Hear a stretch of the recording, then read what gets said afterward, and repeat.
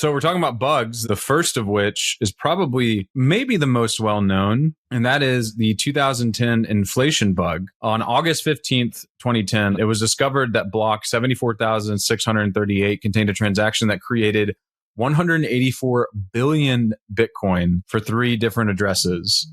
This was possible because the code used for checking transactions before included them in a block didn't account for the case of outputs so large that they overflowed when summed. So basically, an older version of the code didn't account for outputs that were actually exogenous to the supply, and you could kind of input additional Bitcoin that would inflate the supply over the 21 million cap. This was fixed very quickly. A new version of the client was published within 5 hours that contained a soft fork change the consensus rules that rejected output value overflow transactions, as well as any transaction that paid more than 21 million Bitcoin in any output for any reason. Now, this obviously resolved.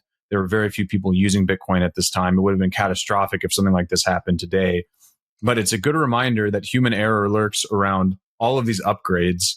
There's a reason that Bitcoin developers move almost at a painfully glacial pace when they want to update Bitcoin, because there are so many moving parts, not just within Bitcoin itself, but some of the other things they use, like libraries for storing data, which we'll touch in a second, that could end up screwing things up. And it ends up being a huge pain in the ass to fix.